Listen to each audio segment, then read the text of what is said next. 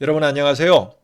이 시간에는 앞 시간에 배웠던 부분 F 검정 어떤 상황에서 활용해야 하는가 하는 문제를 좀 살펴보도록 하겠습니다. 결론부터 말씀드리면 범주형 독립변수들의 효과를 검증할 때에 사용하게 되는데요. 한번 차근차근 살펴보도록 하겠습니다.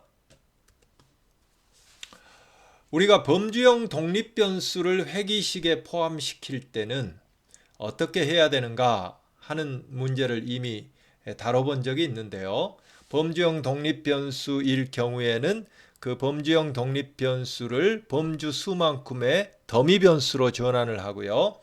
그 더미변수 중에서 하나를 제외하고 나머지 더미변수를 회귀식에 포함시키면 된다. 이렇게 얘기를 했습니다.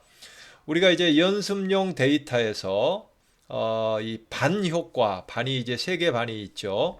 이 반효과가 과연 있는가, 학업 성취도 측면에서 반효과가 존재하는가 하는 것을 우리가 이제 검증하고자 할 때에 우리는 이러한 회귀 모형을 돌렸어요. 반 더미를 만들고 그 중에서 3반을 비교 반으로 놓고요. 1반 더미와 2반 더미를 회귀식에 넣어서 돌려서 이러한 결과를 얻어서 해석해 본 적이 있습니다. 자, 여기에서 보시면 F 검정의 결과를 보면 이거는 이제 이 반더미를 포함하고 있는 회귀 모형이 이 Y값 학업 성취도를 예측함에 있어서 얼마나 유의한가 하는 그 회귀 모델의 유의성을 검증하는 게 이 F 검정이라고 그랬죠. 이 검정 결과를 보면 그 p 밸류가 0.06으로 나와서 알파 0.01 수준에서 이 회귀 모델이 상당히 유의하다 하는 그 결론을 얻었어요. 그래서 알파 레벨 0.01 수준에서 귀무가설을 기각할 수 있기 때문에 그 얘기는 곧 분명히 1반, 2반, 3반 사이에 학업 성취도 면에서 유의한 차이가 존재한다. 이 평균값 기준으로 봤을 때 유의한 차이가 존재한다. 그래서 우리는 반효과가 존재한다. 이렇게 결론을 내렸단 말씀이에요. 그런데 이게 만약 그 실험 설계의 경우에는 다시 말하면 학생들을 반 배치를 할 때에 무작위로 학생들을 반에 배정을 한 경우라면 이제 분석할 때에 이 반더미만 집어넣은 회귀 모형을 돌려서 방금 그런 결과가 나왔다면 분명히 반효과가 존재한다. 이렇게 이제 결론을 내릴 수 있다고 그랬죠. 그리고 이제 우리가 예전에 배웠던 아노바로도 분석이 가능하다고 그랬죠. 아노바 분석을 통해서 이 세 반 사이에 평균값에 있어서 유의한 차이가 존재할 것이다 하는 대립가설을 설정하고요. 그 유의한 차이가 존재하지 않는다는 귀무가설을 아노바 테스트를 통해서 검증을 통해서 결론을 내리면 같은 결론이 나온다고 그랬어요. 자, 그런데 이제 비실험 설계일 경우에 제3의 변수의 효과를 통제해야 될 필요성에 대해서도 얘기한 바가 있습니다. 무슨 얘기냐 하면 반배정을 할 때에 학생들을 무작위로 배정을 하지 못했어요. 연구자가 거기에 그렇게까지 개입할 수 있는 여지가 없기 때문에 그래서 이미 반배정이 끝나 있는 상태에서 한 학기가 지나고 이제 학생들 시험 성적을 학업 성취도를 체크를 했더니 반 사이에 유의한 차이는 분명히 나왔어요. 그래서 반효과가 있다 이렇게 이제 결론을 내리려고 했더니 반론이 들어오는 거예요. 어떤 반론이 들어오느냐? 사실은 그 학업 성취도에서 유의한 차이는 존재하지만 그러나 그 유의한 차이가 반드시 반효과라기보다는 반배정 과정에서 지능이 뭔가 이렇게 좀 그 반영이 된 상태에서 반이 배정이 됐다면 예를 들어서 뭐 일반에는 좀 더 지능이 나은 학생들로 구성이 돼서 지능으로 봤을 때 일반의 학생들의 지능이 좀 더 높고 그 다음에 뭐 2반, 3반 이렇게 지능에 있어서 차이가 난다면 그 기능 차이 때문에, 지능 차이 때문에 반 학업 성취도의 평균에 있어서 차이가 난 거 아니냐. 그게 꼭 반 효과라고 볼 수 없지 않느냐. 이런 이제 반론이 들어올 수 있는 거죠. 예. 그랬을 때 우리는 이 회귀 분석에서는 그럴 경우에 장점이 있다고 그랬죠. 바로 그러한 그 제3의 교란 요인에 해당하는 그러한 변수, 그를 값을 측정해서 회귀식에 포함시키면 그 효과를 통제할 수 있다고 그랬어요. 그래서 이제 그런 반론이 들어올 경우를 감안해서 들어올 경우에는 이렇게 지능을 측정해서 회귀식에다가 포함을 시켜주는 거죠. 자, 이렇게 이제 지능을 포함을 시켜서 돌렸어요. 회귀 모형을 그 효과를 통제하기 위해서. 그랬더니 이제 어떤 결과가 나왔느냐 했을 때 이 F 아노바 테이블 보면 F 검정 있죠. 이 F 검정은 전체 회귀 모형이 유의한가 유의하지 않는가. Y 값을 예측함에 있어서 이걸 얘기해 준다고 그랬죠. 유의 확률이 0.000인 걸로 보면 이 회귀 모형은 학업 성취도를 예측함에 있어서 그냥 전체 평균 가지고 예측하는 것보다 훨씬 더 예측도를 높여준다. 예측력을 높여준다. 그래서 이 F테스트는 지능과 반더미들을 포함한 그 회귀 모형 있죠. 전체 회귀 모형의 유의성을 보여주고 있어요. 그런데 우리가 보고자 하는 것은 지능을 통제한 상태에서, 지능의 효과를 통제한 상태에서 반효과가 존재하는지를 보고자 하는 거죠. 그런데 여기에 F테스트는 전체 지능을 포함한 반더미까지를 포함한 전체 회귀 모형의 유의성은 보여주지만 거기에서 지능의 효과를 제외한 이 반효과만을 발라내서 그거에 유의성이 있는가 이건 보여주지 못하는 거죠.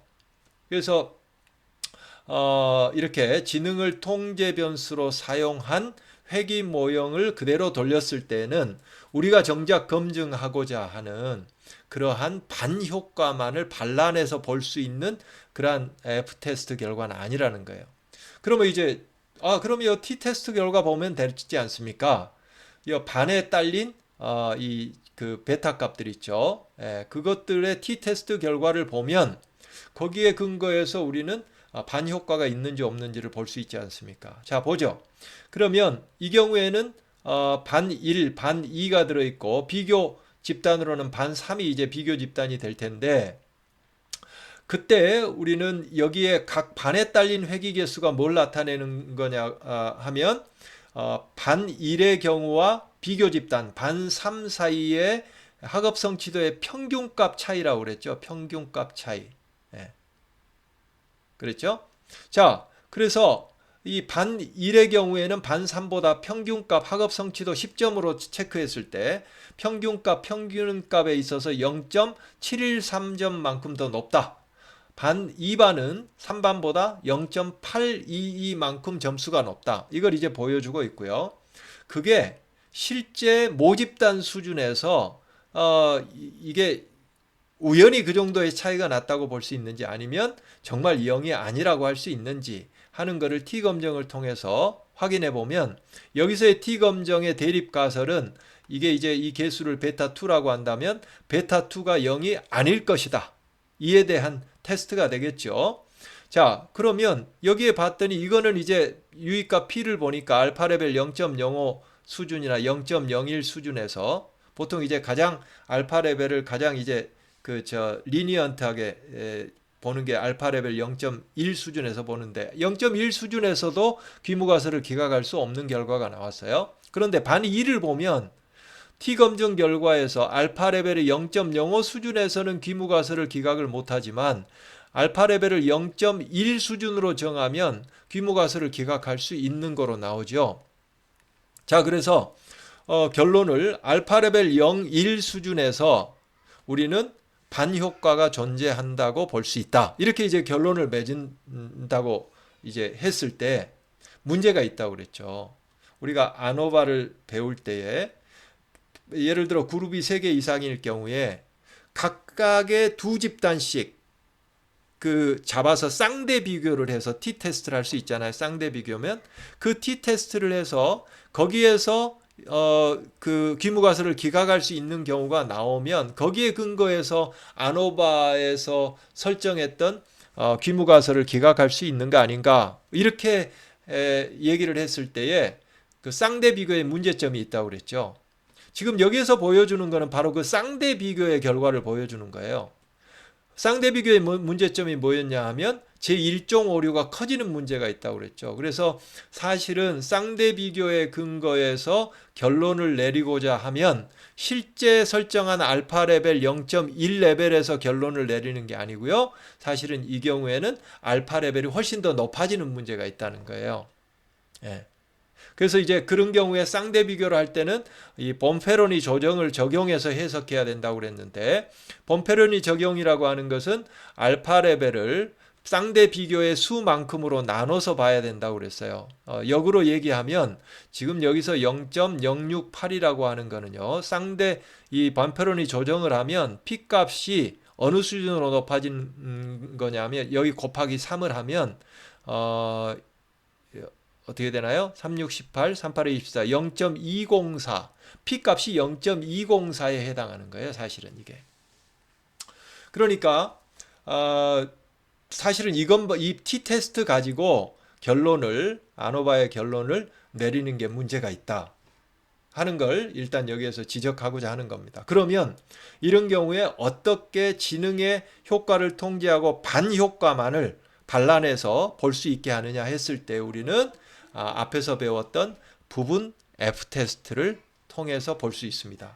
다시 말하면 이제 두 개의 회귀 모형을 비교를 하는 거죠. 이 경우에는 제한 회귀 모형이 뭐가 되냐 하면 지능만을 포함하고 있는 회귀식이 될 겁니다. 그 다음에 완전 회귀 모형 풀 모델은 뭐냐 하면 여기에다가 반더미 두 개를 추가한 게 되겠죠. 그렇겠죠? 그렇게 되면 이제는 지능 차이에 따른 반평균 차이를 통제하고도 반별 학업 성취도 평균 사이에 유의한 차이가 존재할 것이다라는 연구 가설을 검증할 수 있게 되는 거예요. 그때 대립 가설을 표현하면 어떻게 되느냐 하면 대립 가설은 이렇게 된다고 그랬죠. 여기 추가한 이 더미 개수 있죠. 이 개수 중에 어느 하나는 0이 아닐 것이다. 이게 대립 가설이라고 그랬어요. 그 다음에 귀무가설은요, 이 모두 다 0일 것이다. 이렇게 되고요. 이걸 검증할 때는 검정 통계치가 F 변화량이라고 그랬죠. 자, 그래서 바로 이럴 경우에 이 위계적 회귀 모형을 돌리는 거죠. 위계적 회귀 모형을 앞에서 우리가 배웠죠. 위계적 회귀 모형을 돌렸어요.